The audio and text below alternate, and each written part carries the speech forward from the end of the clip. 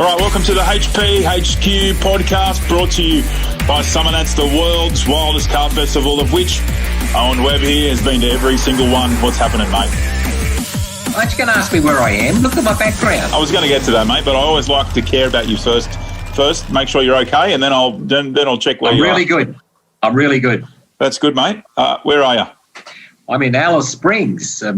You'd say, what am I doing here? Well, I'm actually here sorting out some stuff for Red Centre, and that's going to be bigger and better than ever. So, had a great couple of meetings today, and we're going to have some new things at Red Centre Nats. And as you can see, got a bit of Indigenous art on the back wall, so we're going to have a bit of involvement with those guys as well. So looking forward to it. Awesome. I really look forward to Red Centre Nats after going to my first one this year. Next year, I'm super looking forward to it. And I reckon I've talked about 20 or 30 groups of other people to pack up the car and head up there because it's something else. Yeah, when we make some announcements on some of the stuff happening next year, I'm sure we'll get a lot of people, a lot of interest in that. Speaking of that, but I believe there's a lot of other stuff just about to come on sale as well. Absolutely, mate. So before we get to announce what's happening on today's show, let's announce that MotorX is launching tomorrow. Tickets and entries will be on sale, and it's a limited capacity. It is a limited capacity, and what we're doing there is anybody that's already entered a vehicle, that just transfers straight over. So there's some unveiled cars and just entrance in general. But the spectators, that's all new, so there's nothing to be transferred there, but all entrants transferred over. Perfect. And also, one of the other announcements is Rocky Nats is on sale again. There's a limited new release of entrance spots and platinum passes, so Rocky Nats is set to rock. And look, I'm convinced both of those will sell out, and so you actually better get in for both those events, especially if you want to be an entrant. Get in early. The first time that event is never not going to sell out. It's going to be sold out. It's going to be massive up there in Rockhampton. Super keen for that. All right, let's touch on today's show. What were you going to say, Webbs? I was going to say that I'm really I look forward to all the events. I just love the events, but Rocky in particular. There's been so much going on behind the scenes there, and that event is going to have everything. It's in a great part of town, and really exciting. Yep, definitely looking forward to that one. But we're also looking forward to is tonight's show. We've got two. We've got the king and the prince of the Ford Mustang burnout scene, and you could say the burnout scene in general because these two are legends. Webby, how good? Yeah, look, and we've had a bit of a chat to Gary and Jake Myers in previous podcasts, but we tonight I think we're going to touch on a little bit of their history and just the whole father-son building cars together and competing together. Yeah, and then looking at the future as well. Yeah, absolutely, because I think it gives a nice perspective of the family vibe too that Gary and Jake would have had together over the years, going to events around the country. So let's certainly chat to them about that. After that, we've got Shop Talk back with you and Rach into the fourth episode now, obviously, and really getting into delving into the field. Yep. Awesome. And then we got that idiot Benny Ben's back. He's back. He's long lost cousin of mine, but he's a hassle. He owes me $50, I think. I better chase him up on that. All right, and then obviously, let's not talk anymore. Let's just get on with it now. Get on with it. Let's go. Perfect. That's it. Summer Nats is the place to go. Everybody's here. Summer Nats would like you to know that there's some exclusive new merch available now. Cool stuff like this, or this, and this, and this. Are we selling G-strings? What? There's also merch from previous Summer Nats events, Burnout Masters merch, and more. Be sure to click the Buy Now button to secure your exclusive merch. Mad. Do I have to give this shirt back? Can I have a free hat? Mad.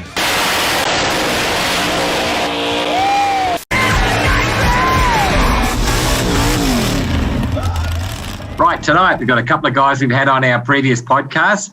Father and son team, Gary and Jake Myers. Welcome, guys. Welcome, guys. Hey, Webby. Hey, Jake Benz. How you going, buddy? Good. How you going? Good. Hey, it's so good to have you guys on, and we've covered a lot of different things with you in the past. But one thing that it's sort of been really close to my heart, and since I've been going to the States a lot, it's been a whole lot of father and son teams build cars together and do different things. And and you guys are really at the forefront of that in Australia, I guess. So you've built cars together and obviously competed against each other.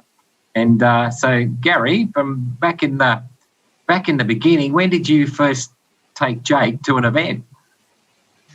Holy shit. Well, he sort of grew up around the scene after he was born, and once he got to that age, he virtually travelled away. He obviously missed a fair bit of schooling, but no, he travelled a lot of shows. Back then, that's when we were doing a lot of exhibitions around the country, especially over at Perth Motorplex and Good Friday, and a lot of other remote. I was pretty very fortunate with my business, and my dad was still alive, and he sort of run the business while I wasn't home. So, I put my hand up to travel all over Australia, Darwin, Charters Towers, even Gary, was that in Tasmania. shows or burnout stuff, or shows, or a bit of both, or what? Yeah, it was both. Exhibition burnouts probably to start off with, and then obviously once we built, the Silver Bullet, and then we, we're sort of travelling around and even doing, both the burnout scene and the show car scene, as in exhibition with both cars, so. Yeah, it was pretty full on, and but Jake travelled 90% of the time away with us. So so he sort of definitely got it in his bloodstream. Yeah. So what's your first event you remember, Jake? Would have been back in like the early 2008. It was like Gazinats, Adelaide. It was back in, it started to get pretty big, and we used to go up there for Mum and Dad's show, and yeah, no, it was good. So there was all the family there too, like my brother and all my uncles, and everyone would just help out. The whole tribe. Yeah, that's right, and that's still going now, like Gazinats, Darwin and all that. But I remember a lot of shows, Summer Nats, that was one of the, main shows I used to jump in with Dad in the burnouts. I was in his 2012 Burnout Masters when he won that. So I was in that, in the finals. So I definitely learnt it off, off experience, off my old man. But it's in the blood. So I just, it's used to it. So. What was it? Can I ask you, Gary? What was it like to, do the early Summer Nats days burnout scene through late 80s, obviously 90s, and then to have family come along? I'd assume it makes it so much better to involve families in an event, all the events around the country. Yeah, it was. The early Summer Nats days were pretty good. Obviously, it was drinking lots of alcohol. Exactly. So it was just one big party and catching up with everyone, and one big party. It was just and catching up with people that you haven't seen for 12 months. So interstate. So I'm a lot more fortunate that I did travel a lot around Australia and met a lot of people. So when Summer Nats come around, it was sort of people just calling in and saying hello and just catching up and having a drink and partying on. So good times. Yeah, no doubt though. Those all that sort of stuff got a bit more relaxed once the kids come along, and you was responsible between burnouts for changing nappies and stuff in the early days. No doubt. Sorry, Jake. Yeah, well, the kids sort of got stuck with having to polish and wash and do all that sort of stuff. But yeah. Oh well, that's good to have a helping hand there, no doubt. Yeah. So Jake, I know Gary's built many cars. Have you been involved with many of the actual hands-on building of the stuff? Well, when you say building, it's the GM 176 has been around for a very long time. So it's gradually built over decade of, my old man owning it when he was 17. Absolutely. So it's not like we've just got the car and started building it over the last, 3-4 years since I've taken over.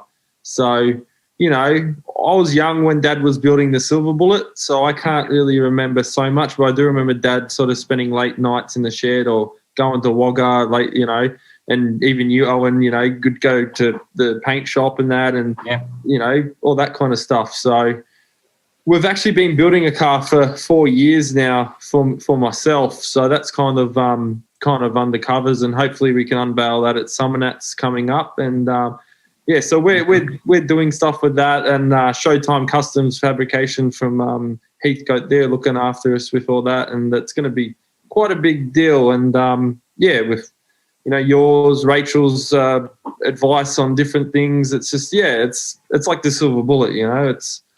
But my sort of point there was that you're hands-on like your dad now, so you're doing like yourself. Yeah, that's right. Yeah, so Dad's teaching me some stuff with the build, and then once we get it back up to Narangba, we'll get on the rotisserie, then just do all the work we have to, and we'll just go from there. But we tinker around with cars and stuff back up home. Dad's got like Cadillac and XA. We do heaps of work on the cars. So it's not like just jump in the car and go to a car show, then just go home. We do a lot of maintenance and stuff. So. And the one thing from that I've really, you just realise as you get older that how much you actually learn from your dad just through osmosis. He doesn't actually have to grab you and teach you that. You're just being around it, and you just pick a lot of that stuff up, eh? Yeah, that's right. Yeah, so that's real good. Yep. You got a good mentor there. Not many people are, fortunate to have that kind of that opportunity. So it's very grateful. Absolutely. It's nice to see that. No doubt for you, Jake, that to call it what it is, I guess, to step into those shoes is always going to be. No doubt you were nervous in the early days. You've forged your own right now. Absolutely. But in the early days, no doubt, there's always that. Were you nervous, or did you give it a second thought, or anything like that? Well, I knew nothing really any different to it. Like growing up around it, it's like a second nature. It's going to Summernats, and then next minute I'm skidding in the Burnout Masters, my first time when I'm 17.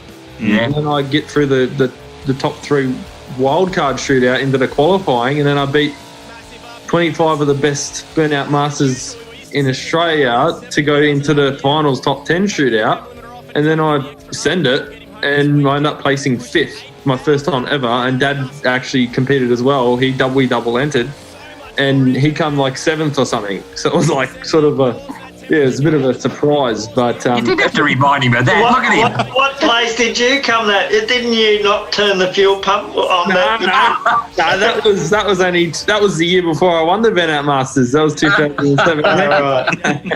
He forgot to turn the fuel pump on, and it would have just 5 seconds off blowing the tyres, and anyway. Lesson learned. I'm guessing that's something you didn't teach him, Gary. Exactly. That was too much pressure, and that was in the normal competition because I hadn't made it through to the finals in the Masters that year. But no, we came back the next year after. Yeah, he's never forgotten to do that ever again since then. That's it. Yeah, learned that the hard way. Yeah. Is that a similar moment for you, Gary, as a dad looking at your young fella, go so well on the burnout comp? Can you remember a moment where you were super proud, like that? Oh yeah, for sure. I like to be down on the pad at the time and make sure that and listen to the car, and not more than sometimes you can't see half the shit going on down on there. But the last couple of years I've been going up into the grandstand and watching, but I just like to make sure that little Windsor's on song, and it starts and finishes. That's the biggest thing, So, but yeah, we've got it pretty well sorted out now, and we're pretty happy with it all. Is there any from the crowd? Is there any turn that way, quick, go back that way, or go down there from Dad? No. He doesn't look for him, mate. I don't even like going in the car anymore. I'd rather listen and watch and actually being in the car. I've been in a lot of cars in my lifetime. Victor Bray's burnout car, and passenger in a lot of other high profile burnout cars. Mick Brasher and all them boys, and it's all good fun. But at the end of the day, I just like to obviously watch and listen now. Hey Gary, do you get? This is a bit of a difficult question, but do you get more enjoyment when, say, you've won a top event or seeing Jakey win a top event these days? What do you like? I was going to say, who's been winning the top events these days? I don't think Dad can be competing lately. No. But I meant back when he did, when you actually won the bet. Or did you get more out of seeing Jake win? I beat him at Wyallen. That's a few years, or might have been 2 years ago. But I didn't mean that, but I meant back in the past. Yeah. You fired up the competitive side, Webby. What have you done, mate? Yeah, exactly. That's good. What was the question again, Webby? I said, did you get more enjoyment out of you winning a major event, or just as much out of watching Jake win one now? Oh no, I get more enjoyment out of watching. Jake definitely. That's interesting because I hear a lot of sportsmen say the same thing. Like good footy players or cricketers, they actually get more enjoyment out of seeing their son actually do really well. Yeah. Yeah. No, definitely, and. I don't have to give him any pointers. He obviously, does a lot of research and watch videos, and I don't do any all that sort of stuff, and watches, a lot of comps that are going on, other than, interstate, Perth Motorplex and, that sort of stuff. So Jake's always watching all the skids and watching the techniques and does listen to some of the judging on, you got to virtually, 100% in, hope for the best. What is the amount of research that goes into this sort of, this sport, Jake? Is it obviously it's a little bit, but do you come up with a game plan? It's kind of hard. Like everyone just goes out there and tries to do a burnout, but you just watch YouTube videos and just even just watching some recaps of comps that either you didn't place or you did win. It's either you just learn from your mistakes and you just go from there. But it's definitely just checking out other people's techniques and stuff and seeing what if there's a car that's won a skid, that maybe that's that's what that's the type of driving control you have to do to go for it. But it's all fun as well, One thing I've really picked up, guys, is that there's so much difference in the pads. Like, as we've been talking, all these different burnout guys, they always talk about, which makes sense, but they talk about the different sizes, the different runoffs, the tip-ins, the whole thing. So I guess that's definitely a part of your research, isn't it? Yeah, definitely is. Like, we've learnt over the years, it was at Summernats, can't remember what year, but I placed third in the Burnout Masters. We just ran 3.5 diff gears, and we just went out there. We actually ended up revving it to 10,100 something because we had some ignition issues. So we just took the chip out, and it revved up to 10,000 something, and we finished. I think it was just under a minute, and that actually cost us the win. So we learnt that year. We actually came back the next year with 3.9 diff gears, which then got us over a minute. Which it took a few years to then test out a few other teething issues. And then the year I won, I ran the 3.9s, and my tyres literally lasted 1 minute and 6 seconds. Yeah. So it was perfect, you know what I mean? So it's just little things like that, It takes a long time to get something perfect. Yeah, because if you do the skid at sort of an extra 500 RPM, that just... Summernats, for some reason, that Summernats pad, that's, it's the only pad in Australia that we actually changed our ratio to keep, over the minute. So is that right? Yeah. Wow. So we just pull it. We just got another diff centre built, so we just changed that over just before Summernats and then pull it back out and put the 3.5s back in it and do all the other comps throughout, around Australia. So, yeah. It's interesting, the science like that, like a lot of people, I think in the crowd wouldn't think that, a lot of people may just see it as doing a burner, but people see that and can know about the science. It's quite interesting, that's a fact. To do it under a minute to cost you the win, no doubt that gave you the shit. Yeah, and we started but think about it later, we started, obviously we started to have, obviously turning the RPM up from, sort of an 8,000 burnout to 995 to, 10,000, and then you just start to create, different issues that you've never had before. So exactly. And then obviously, the tyre life is then you've probably got to start running 411s if we're going to start running, over the 9,000 RPM. But being a blown application, different torque, compared to say a NASCAR engine like John O'Kelly's, different torque range where, still make big horsepower and big RPM, but you haven't got that much, as much driving torque as the blown application's got. So, a lot of things come into play. Do you have a favourite pad, Gary? The old Summon, that's pad. The old Summon, that's pad. From the east to the west, not west to east. So, So, what about you, Jake? I've got a few, but Decker back in Shepparton back in the day was one of my favourite. I wish huge, big pad, yeah. Yeah, like I think I went to one of the last ones there, and then I broke my arm, so I didn't end up making it to one of their last events till they actually sold the venue to someone else. So, but no, there's a lot of cool venues. There's Northern Nats, it's at Cairns. It's just Perth Motorplex, it's Killer Pad. There's too many to choose from. They're all good fun. Yeah. On the bigger pad, do you find you can be a bit more creative with the type of burnout you do differently than a really tight pad? Well, you don't have to worry about damaging the panels on the car. So exactly. No brakes, send it as fast as you can, and if you go off the pad, it's okay because there's no walls. So. Yeah, fair play.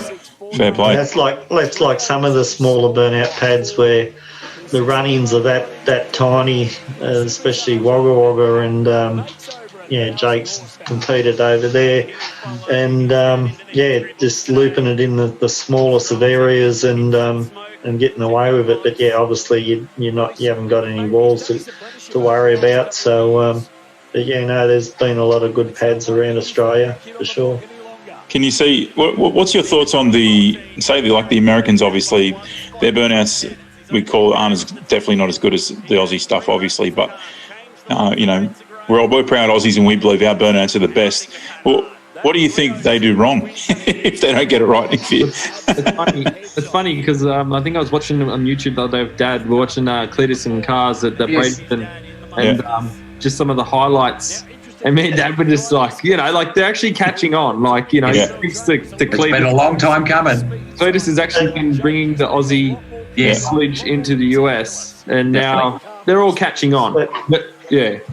But it had been bloody raining all day, and they're still out there trying to do skids. Good on them. But but you can still see some of them just still want to.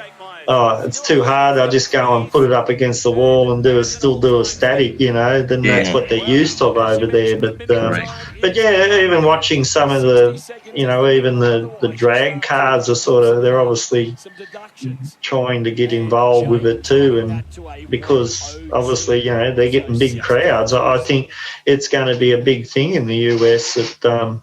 Because they got the population, it can draw some really big crowds. Like that was a pretty big crowd there for a day, but it was raining. It was raining on and off all day, and so they're obviously keen to see skids and do skids, but will we see the evolution of them get better, where one could come to Australia and compete and maybe win Burnout Masters? I dare say that's a long way off. Just a shame, but.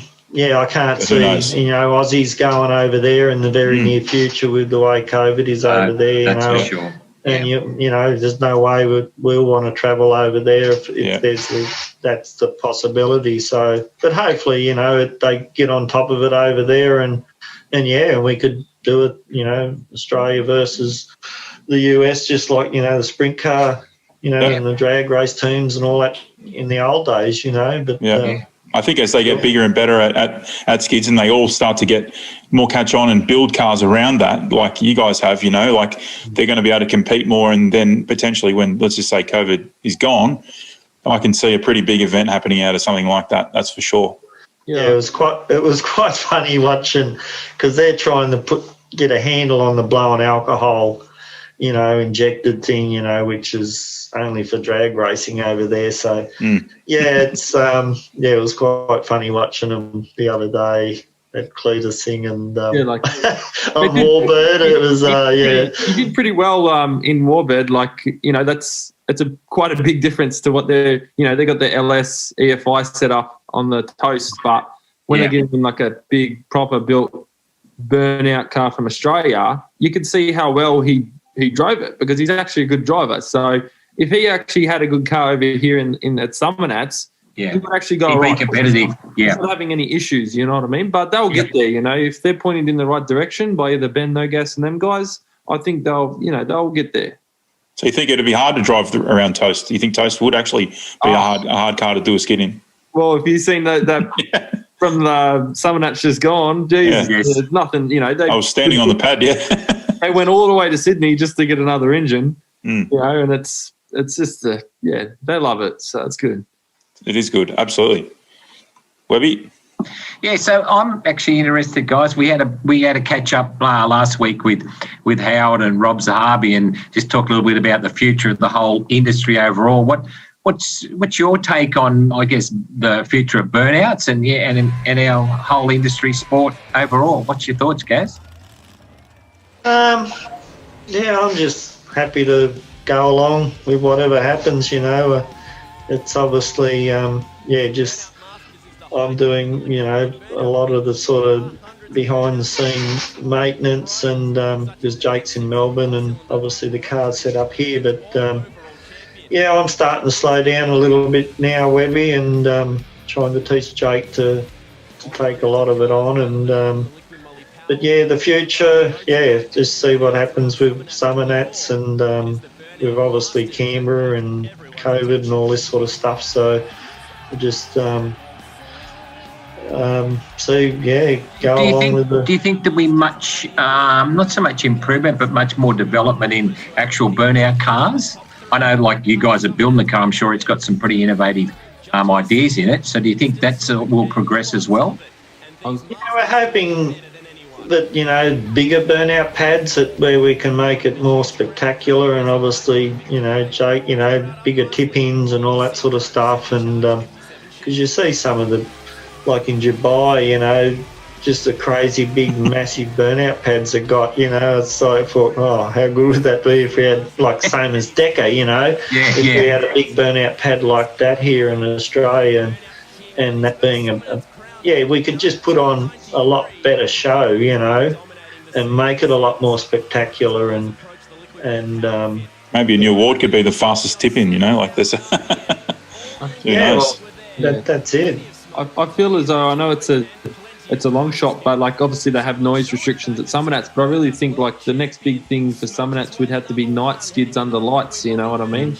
But because of the housing and that around the place, it's too hard. But I think that would be actually, like, the pinnacle for Summernats to go down. I mean? Yeah, for sure. But it would be pretty spectacular. What you can imagine that, and like I'm actually compared. I've talked to Brasher about this. Is that you look at that whole monster truck thing? If you just imagine that a burnout in a stadium done like that, it'd be unbelievable, wouldn't it?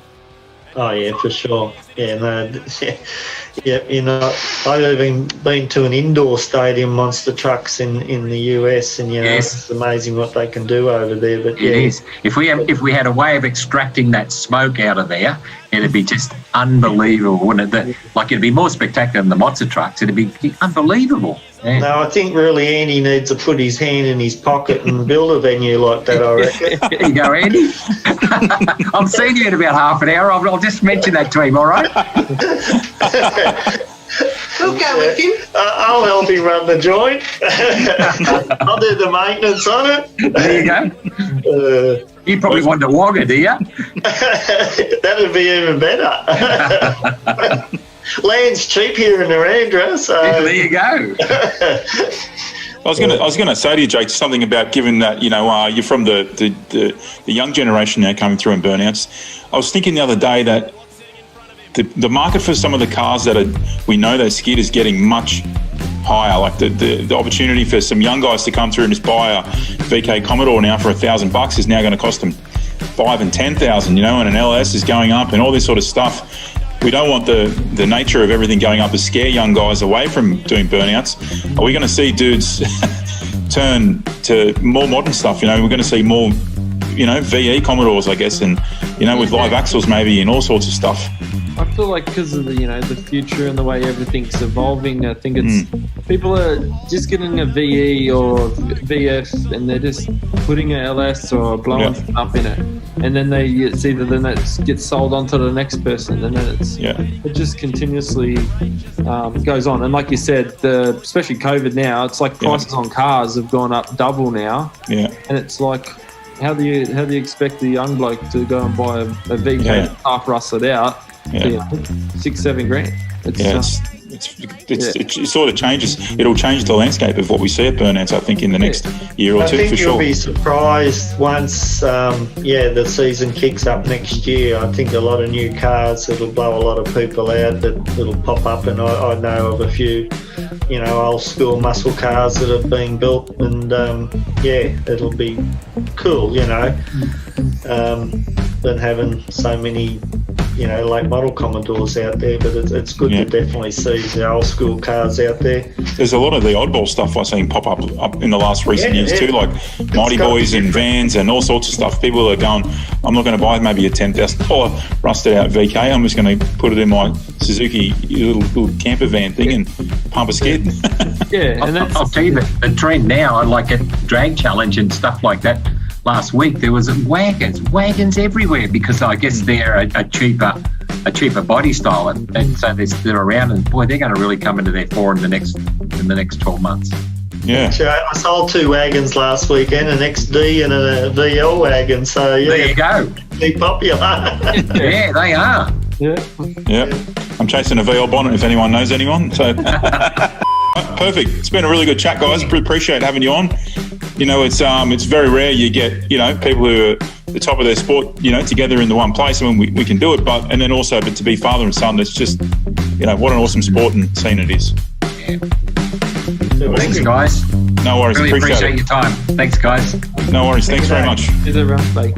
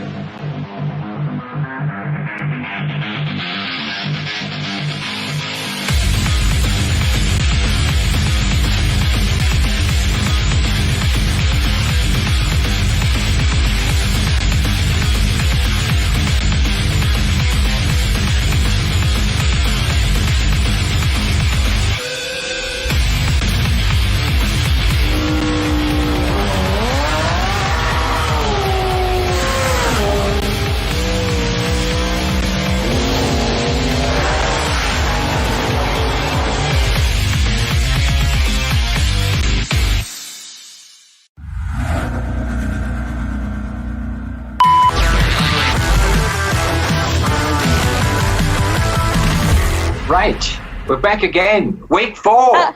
Hey, week 4. We're nearly at Hump Day. Nearly. So, for the people that have been listening to this, we've sourced a vehicle.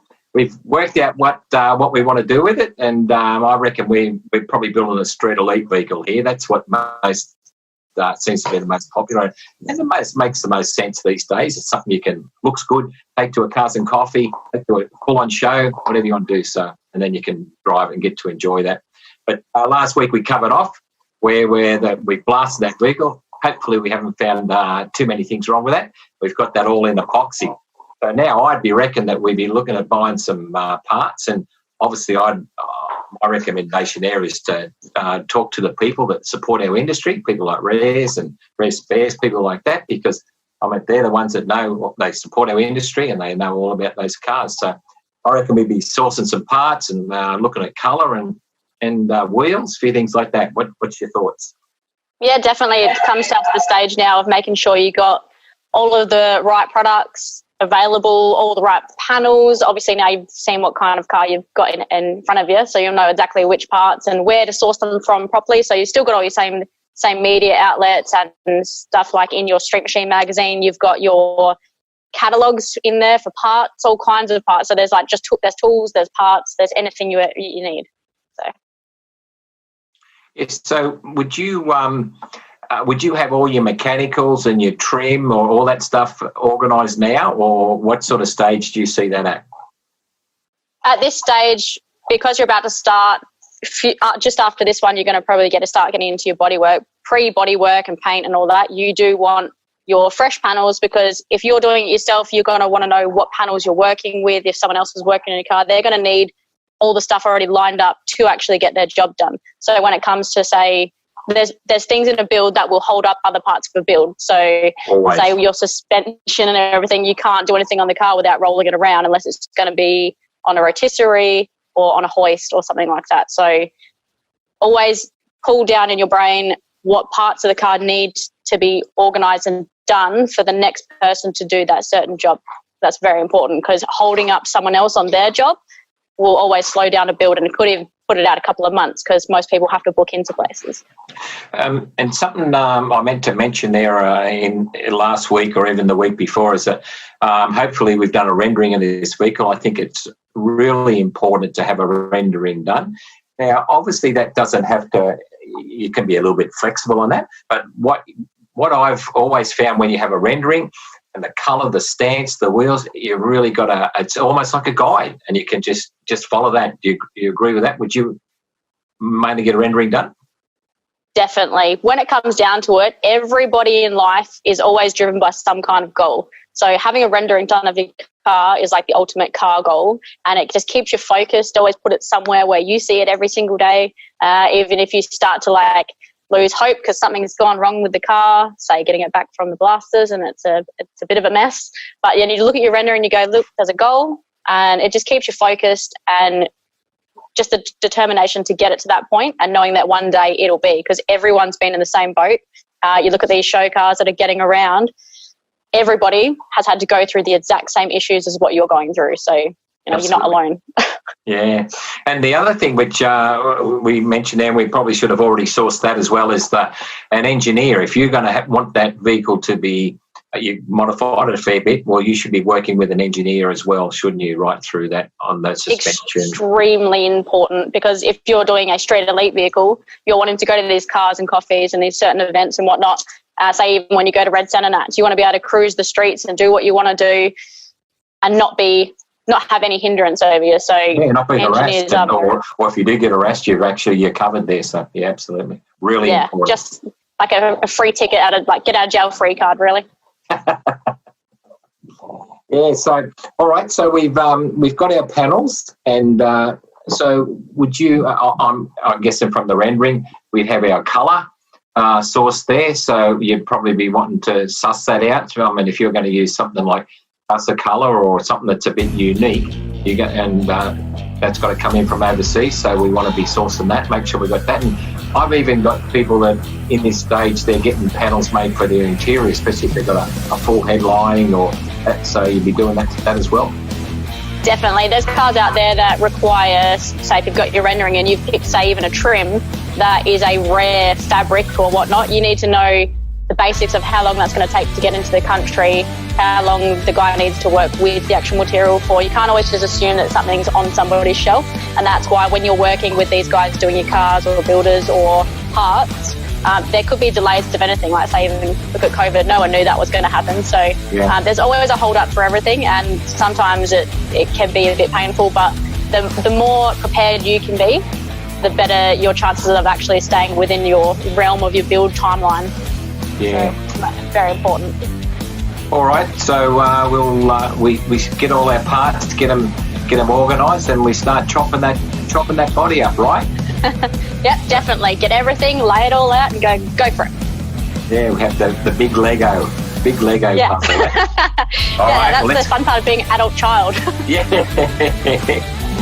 All right, so that's great for this week. So next week we'll get into the body and we'll actually start building that vehicle. All right. Sounds good to me. Thanks, Rach. Thanks. Bye. See ya.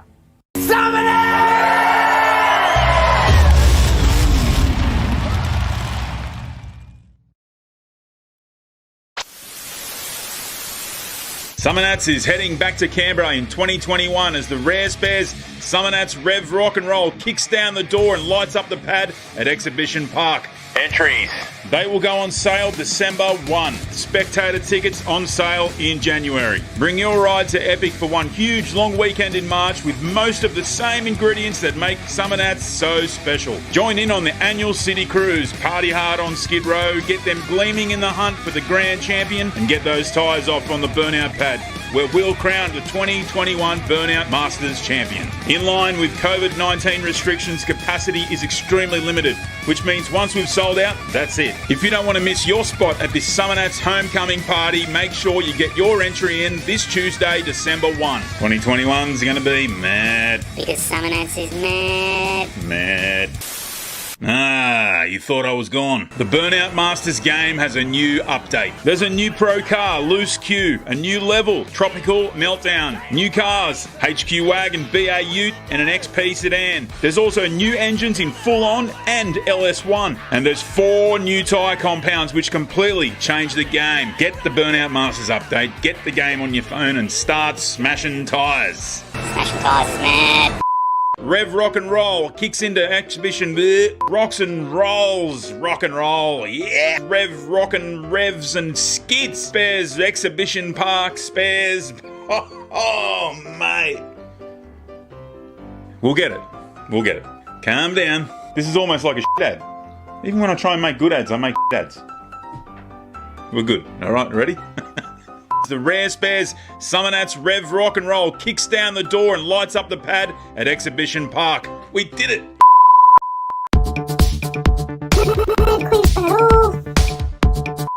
Right, on this week's Mad Quiz, we've got the King of Burnouts, Gary Myers, up versus the Prince of Burnouts, Jake Myers. Who will win? We don't know. I'll ask 5 questions.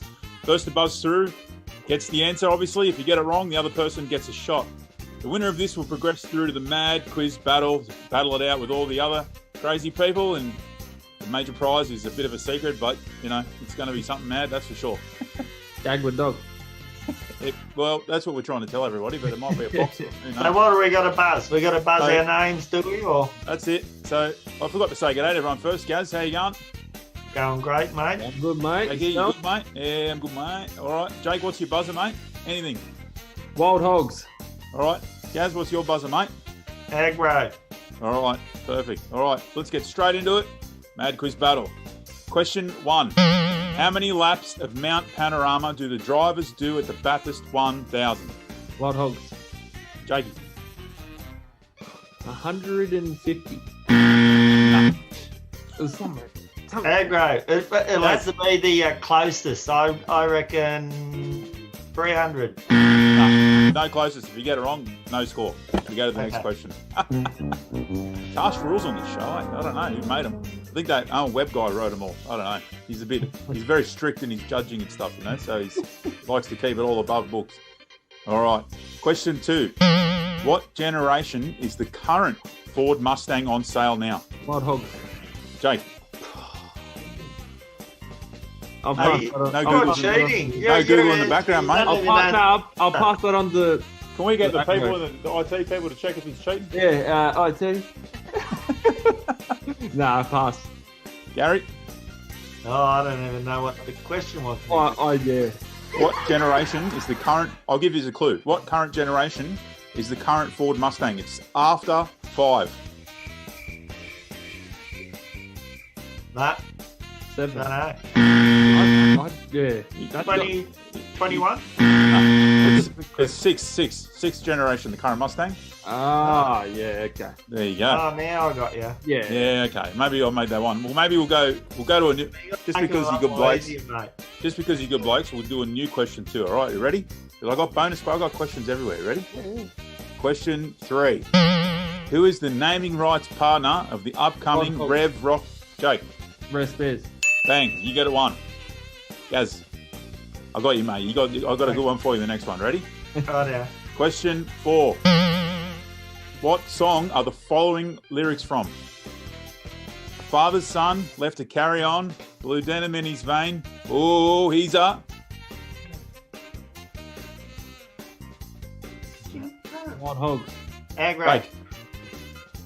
AC/DC. Jimmy Barnes. You got it, Gaz. It's 1-1. See, I told you, mate. I had you. Mum, go away. I know you're in the background. All right, ready? Question 4. Question 4, because we got rid of the Mustang one. We just do burnouts in Mustangs. They don't need no generation, just smash tyres. All right, ready?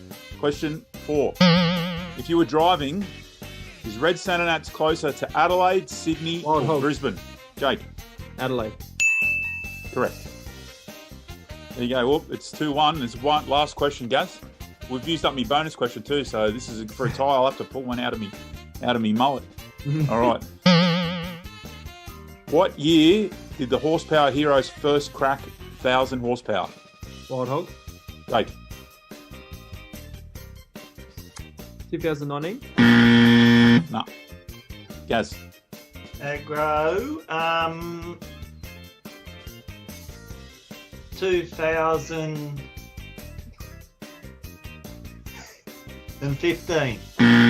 No. Wrong. Bugger. 2000. Next question. No, we're all out of questions now. So it's run and done. That's it. There we go. Cool. Thanks coming on, boys. Appreciate it. Always. So Jake, you will go through to the final big grand finale, and where you'll battle it out against currently sitting there is Matt Watts, Ian Baker, and Andrew Broadley, Street Machine Editor. So there's a few guys in there already. So thanks for coming on. Hey. I know you were in the big chat before too. Thanks for coming on for that. Appreciate it. Gaz, Jake. Thanks, Jay Benz and No problems, mate. All right, mate. Cheers, everyone. Perfect. All right, we'll see you later.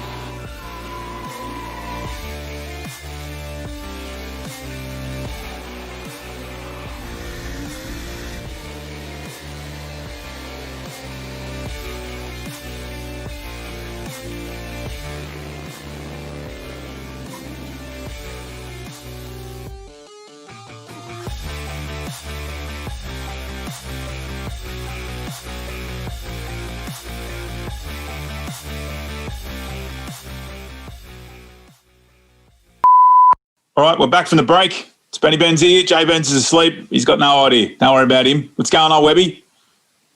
What a chat. I feel really uncomfortable talking to this Benny Benz guy. Like he's a bit This is the strange. first time we've met. It is the first time we met. Yeah. Hey, listen, how good was that? Really great talking to Gary and Jake. The whole father-son thing, it's something that's been really close to my heart since it was really popular in the States. I saw it develop over the last 15 years, but it's really happening in Australia now with some great teams like Myers and Peter Fitzpatrick and Aaron and Daniel. So it's really good, isn't it? It's really terrific. It's what this, whether it's family or close mates, this whole scene's built on passion. With the show car side, burnouts, it doesn't matter. It's and if you can do it as a family, then why wouldn't you? You'd be crazy not to, because look at it does. You get people like Jake and Gary, stand up, great dudes. Just love it. It's good. And like I said there, it's as in a lot of sportsmen and that, and like in actual sport, but in this as well, I think the fathers get more enjoyment or more pride out of seeing the young fellas actually win or even do better than they did. So that's a great thing. Just like me, mate, watching the kids play lawn bowls, got them in there. Don't worry, mate. It's all about. Perfect. But what a show. What a good chat with you. Obviously, you and Rach had a good chat there. Yeah, it was good. We're getting well and truly into that whole build now. So that's actually, I've had a lot of feedback on that. It's been really good. So we might even expand on that in another series or totally. We might do something else in another maybe podcast. Maybe the powers to be might even put it in a big special and put it on YouTube for people to be able to watch later on. Especially that'd be really cool. And that's just been a short, just like a bit of an overview. So we might do a bit more in-depth thing on that in the future and have that up as a bit of a like on on either website or YouTube, or make a longer version of it. Yeah, perfect. Sounds good, mate. All right. Don't forget too, there's a couple of days left of the Christmas sale. Webby, I know you've gone on there and bought beach towels and everything for Christmas. You are ready. I'm ready. Yep. Heaps Summer of Nats merch. There's Burnout Masters merch. There's new Summer Nats merch. There's Summer Nats Slam merch. There's merch everywhere. There's some good sales too for Christmas. So if you're going to get your dad, your auntie, your long-lost cousin from Perth who works at Aldi's, whoever you're going to get Christmas presents for, get on there and get them for them, because the sale's finishing December 14. Almost done, we've got to say. Get all your entries in for Summer Nats Slam. Get all your entries in for Rev Rock and Roll, Rare Spares Rev Rock and Roll. You got to get them all in. Motivation. How about that? Yeah, the big announcement this week, and man, just looking forward to that. And it's since the announcement last week. The entrants have just been through the roof. So yeah, that's going to be another killer event. The other side of the country seems to get behind that event. They love it. No doubt they're loving the Summer Nats involvement to bring them another killer event. There's no doubt borders are open. I'll never be allowed over the border, mate, ever. No, but they're right. No, you won't. J-Benz will be allowed over, so maybe. All good. Maybe. All right, that's it. J-Benz will see you next Tuesday. Everybody will see you next Tuesday. I'm an idiot, and this is the end of the Hphq podcast. Cheers. See you next Tuesday, man.